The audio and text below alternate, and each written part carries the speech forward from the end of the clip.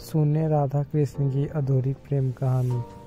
आखिर कृष्ण ने राधा से विवाह क्यों नहीं किया? जब भी संसार में प्रेम की बात होती है तो भगवान श्री कृष्ण की देवी राधा का प्रेम हमेशा सर्वोपरि होता है।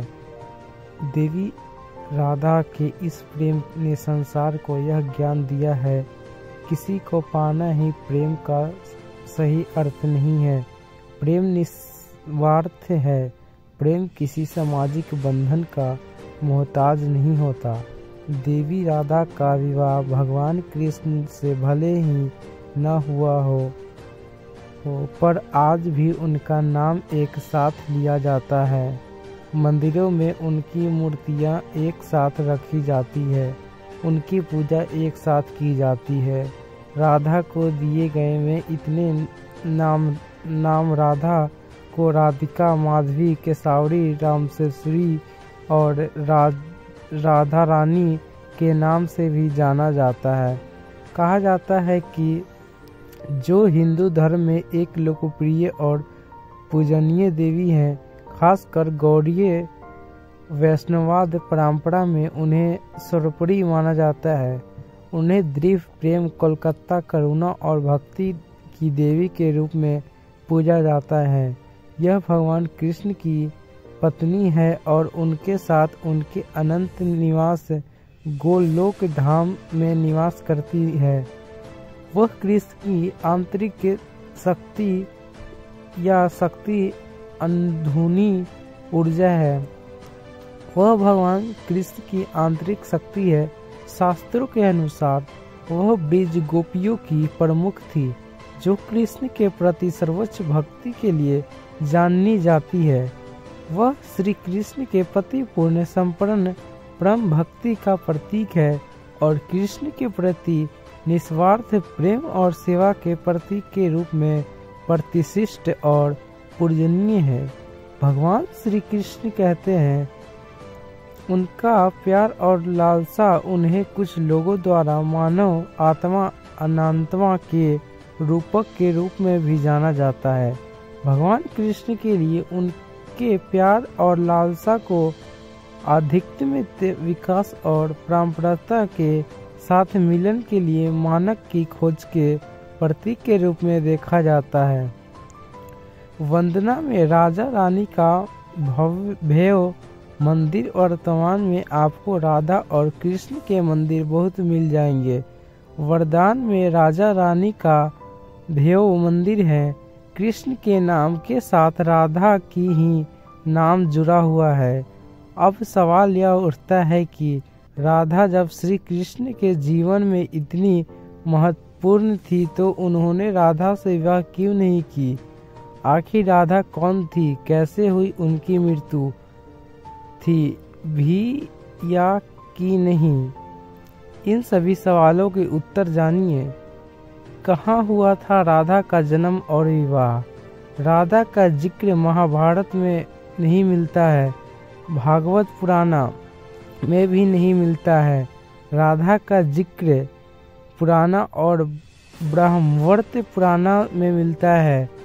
ब्रज पुराण के अनुसार राधा विश्वानु नामक गोप की पुत्री थी। ब्रह्मवैवर्त पुराण के अनुसार राधा कृष्ण की मित्र थी और उनकी विवाह राजपान नारायण अथवा अहिंसन नामक व्यक्ति के साथ हुआ था।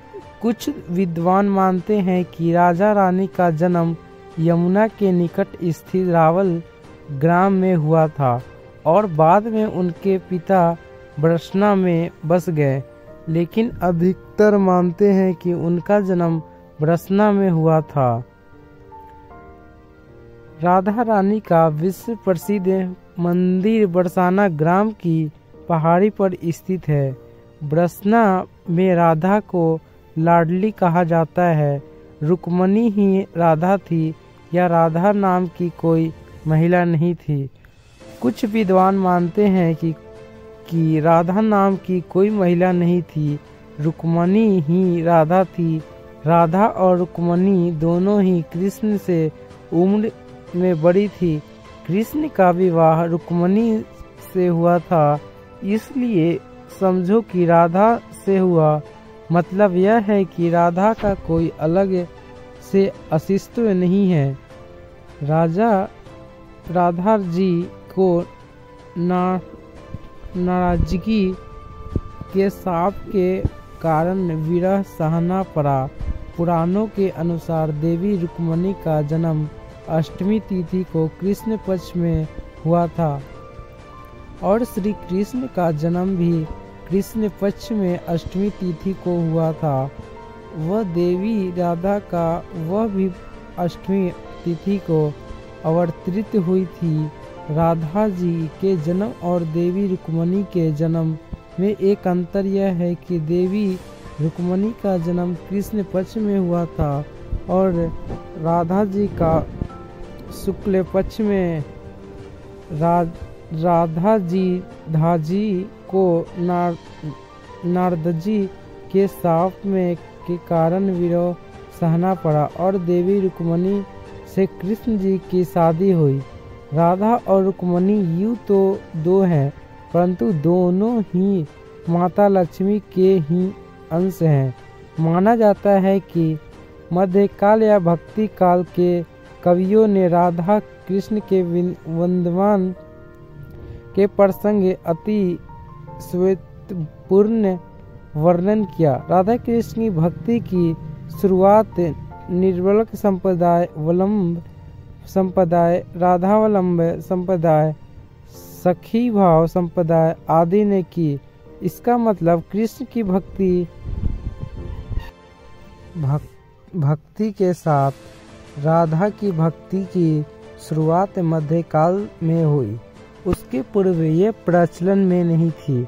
दक्षिण के आचार्य निकोबोलिकर्जी समर्थ राधा कृष्ण की युगल उपशासन का प्रचलन किया था।